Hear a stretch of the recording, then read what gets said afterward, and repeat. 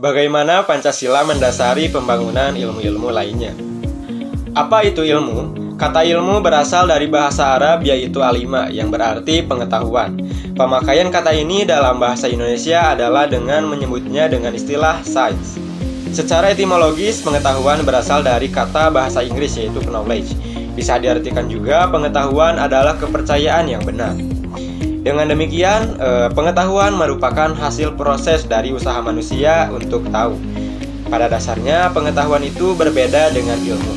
Perbedaannya itu bisa dilihat dari sifat sistematisnya dan cara memperolehnya. Ahli juga mengemukakan pengetahuan yang dimiliki oleh manusia itu ada 4. Yang pertama, pengetahuan biasa. Yang kedua, pengetahuan ilmu. Yang ketiga, pengetahuan filsafat. Dan yang keempat, pengetahuan agama. Selanjutnya perkembangan iptek. Menurut Surajio pada tahun 2004, manusia menemukan iptek karena manusia kembali pada jalan pikiran yang rasional. Setelah manusia berhasil memperdalam ilmu pengetahuan, maka produk dari ilmu tersebut adalah teknologi. Ilmu pengetahuan berkembang melangkah secara bertahap menurut dekade waktu dalam menciptakan zamannya. Dimulai dari zaman pra-Yunani kuno, abad pertengahan, Renaissance, zaman modern, dan masa kontemporer. Kemudian juga Pancasila sebagai dasar pengembangan ilmu pengetahuan dan teknologi. Ilmu pengetahuan dan teknologi atau iptek adalah asas pembangunan dan sebagai salah satu bidang pembangunan yang sejajar dengan bidang pembangunan lainnya. Maka secara sadar kita mengakui dan memahami betapa pentingnya iptek bagi kehidupan bangsa dan negara kita, terutama dalam menjamin kesinambungan pembangunan nasional. Lalu bagaimana Pancasila mendasari ilmu pendidikan, terutama dalam bidang pendidikan matematika? Saat ini teknologi semakin canggih, sekolah pun telah berubah ke era digital. Tetapi apakah proses pembelajaran matematika itu sudah mengajarkan siswanya mengenai nilai-nilai Pancasila seperti jujur, kerja keras, dan juga tanggung jawab? Yuk kita bahas masalah ini bersama-sama. Perkembangan teknologi saat ini telah mengubah cara kita belajar dan juga mengajar. Di Indonesia, kurikulum Merdeka hadir untuk menjawab tantangan zaman, termasuk membentuk siswa yang tidak hanya pintar tetapi juga memiliki karakter yang sesuai dengan nilai-nilai Pancasila. Namun, pada kenyataannya, pada proses pembelajaran matematika, guru itu mesti fokus terhadap angka dan juga rumus, belum melibatkan pembentukan karakter dalam proses pembelajaran itu. Padahal banyak sekali peluang untuk menanamkan nilai-nilai Pancasila dalam proses pembelajaran matematika seperti kejujuran, kerja keras, tanggung jawab, dan juga kedisiplinan. Sayangnya, peluang ini belum dimanfaatkan secara maksimal, terutama dalam konteks pembelajaran digital yang semakin berkembang. Jika pembelajaran matematika hanya mencapai kecerdasan akademik tanpa memperhatikan nilai-nilai Pancasila, maka siswa bisa kehilangan arah dalam bertindak.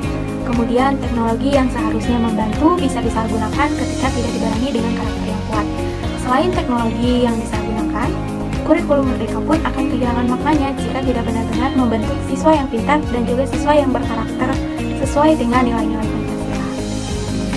Kurangnya nilai-nilai Pancasila dalam pembelajaran matematika bukan hanya soal mengenai cara kita mengajar, tetapi juga soal bagaimana kita bisa membentuk siswa yang pintar dan juga mempunyai karakter yang baik sesuai dengan nilai-nilai Pancasila.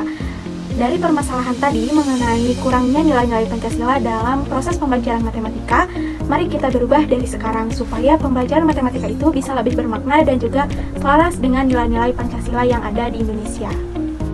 Minimnya integrasi nilai-nilai Pancasila dalam pembelajaran matematika di era digitalisasi pendidikan.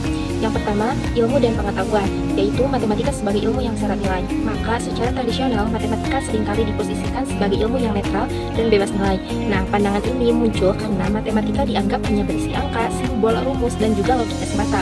Namun, pendekatan ini terlalu sempit jika dikaitkan dengan fungsi pendidikan secara menyeluruh. Nilai-nilai ini beririsan langsung dengan dimensi dalam profil pelajar Pancasila, seperti mandiri, bernalar kritis, dan juga kreatif. Kemudian yang kedua, perkembangan iptek. Nah, peluang dan tantangan di era digitalisasi menunjukkan bahwa saat ini banyak guru mulai memanfaatkan platform digital seperti seperti blended learning dan aplikasi interaktif untuk mengajar matematika. Namun, yang menjadi persoalan adalah integrasi nilai-nilai karakter dan Pancasila dalam penggunaan iptek tersebut belum optimal. Banyak materi digital yang hanya fokus pada pencapaian kognitif, tanpa memperhatikan proses pembentukan nilai peserta didik. Padahal, teknologi bisa dimanfaatkan untuk mengaitkan matematika dengan konteks sosial. Kemudian yang ketiga, ada Pancasila sebagai dasar pengembangan iptek. Nah, menurutnya, penguatan numerasi dan literal dalam kurikulum Merdeka harus sejalan dengan pembentukan pelajar yang memiliki nilai-nilai Pancasila. Artinya, iptek tidak boleh hanya menjadi alat efisiensi pelajar, tetapi harus tetap berpijak pada kemanusiaan yang adil dan beradab. Nah, pendidikan matematika dalam era digital harus diarahkan bukan hanya untuk menghasilkan siswa yang pintar menghitung, tapi juga berpikir reflektif, etis, dan sadar akan dampak sosial dari matematika dan iptek itu sendiri. Berikutnya itu keempat, Pancasila dalam pendidikan matematika. Dalam kurikulum Merdeka, semua mata pelajaran diharapkan berkontribusi pada pembentukan profil pelajar Pancasila. Pembelajaran matematika yang baik tidak hanya mengembangkan kompetensi numerik, tapi juga gotong royong melalui kerjasama kelompok dan diskusi soal terbuka. Keadilan, misalnya ketika siswa belajar tentang data distribusi dan menghubungkannya dengan ketimpangan sosial. Empati dan keberagaman, saat siswa mengaitkan soal matematika dengan konteks kehidupan nyata yang melibatkan budaya atau masyarakat. Rahmawati pada tahun 2023 dalam JP2MS menyebut bahwa nilai-nilai seperti logika, ketelitian, kemandirian, dan kejujuran dapat diinternalisasi dalam proses dan konten pembelajaran. Namun, masalahnya adalah banyak guru matematika belum menyadari atau belum memiliki pedoman untuk secara eksplisit mengintegrasikan nilai-nilai Pancasila dalam pembelajaran. Poin selanjutnya, yaitu poin kelima, landasan nilai Pancasila dalam inovasi iptek untuk pembelajaran matematika. Jurnal Prisma yang ditulis oleh Sarah pada tahun 2024 menyampaikan bahwa inovasi pembelajaran matematika bisa diarahkan untuk menyatu dengan penguatan karakter dan nilai Pancasila. Beberapa bentuk inovasi tersebut antara lain modul ajar digital yang kontekstual seperti menyajikan soal tentang pemerataan ekonomi, perubahan iklim, atau penggunaan energi terbarukan. Blended learning berbasis proyek sosial yang melibatkan peserta didik untuk mengumpulkan data di masyarakat dan menyajikan hasilnya dalam bentuk diagram atau statistika. Terakhir, penggunaan gamifikasi dan media interaktif yang tetap mengedepankan kerjasama, sportivitas, dan tanggung jawab. Namun, sebagaimana ditulis dalam jurnal Sepren, inovasi ini akan berjalan baik hanya jika guru memahami konsep dasar dari profil pelajar Pancasila dan mampu merancang pembelajaran yang tidak hanya bersifat kognitif, tapi juga afektif dan sosial. Di era digitalisasi pendidikan, pembelajaran matematika seharusnya bukan hanya tentang angka dan rumus, tapi juga ruang untuk menanamkan nilai-nilai Pancasila. Sayangnya, integrasi nilai Pancasila dalam pelajaran matematika masih minim. Lalu apa solusinya? Pertama, penguatan kompetensi guru matematika. Guru perlu pelatihan khusus untuk mengaitkan materi matematika dengan nilai-nilai seperti kejujuran, disiplin, logika, dan gotong royong.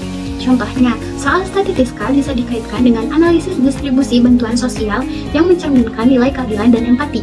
RPP atau modul ajar juga harus membuat dimensi profil pelajar Pancasila seperti bernalar, kritis, dan mandiri. Kedua, pengembangan modul dan media digital berbasis nilai. Media belajar tidak cukup hanya interaktif, tapi juga harus bermakna. Soal-soal harus punya konteks nyata, misalnya tentang ketimpangan sosial atau risiko bencana. Tambahkan ruang refleksi atau narasi nilai agar siswa dapat berpikir tapi juga merasa menyadari makna dari belajar matematika. Ketiga, kolaborasi antar mata pelajaran lewat proyek P5. Guru matematika bisa bekerja sama, guru IPS atau IPA membuat proyek lintas pelajaran, misalnya peta ketimpangan ekonomi atau analisis konsumsi energi ramah lingkungan. Dengan begitu, siswa belajar matematika sembari memahami isu nyata dan menumbuhkan kepedulian sosial. Nah, solusi yang dapat diambil dari minimnya integrasi nilai-nilai Pancasila dalam pembelajaran matematika di era digitalisasi Pancasila. Nah, dalam pembelajaran matematika itu perlu dimodifikasi. Kenapa? Nah, agar tidak hanya menilai aspek kognitifnya saja seperti benar atau salah. Nah, akan tetapi juga memperhatikan proses berpikir, cara reflektif, dan etis siswa gitu. Nah, asesmen sebaiknya itu memberikan ruang bagi siswa untuk menjelaskan alasan moral dan logis dari jawabannya, nah, serta menggunakan rubrik berdasarkan dimensi profil pelajar Pancasila. Nah, kemudian sekolah itu juga harus membangun budaya yang mendukung integrasi nilai dalam sebuah mata pelajaran. Nah, kepala sekolah juga perlu memiliki visi berbasis nilai Pancasila. Nah, memantau pembelajaran secara menyeluruh dalam akademik dan karakter siswa seperti itu. Nah, serta mendorong inovasi guru. Nah, jadi kesimpulannya itu matematika tidak hanya sebagai alat mengukur kecerdasan, tetapi juga sebagai sarana penanaman nilai-nilai Pancasila. Diperlukan juga pelatihan guru, media ajar berbasis nilai, dan inovasi pembelajaran agar pembelajaran matematika itu mendukung terbentuknya karakter pelajar Pancasila.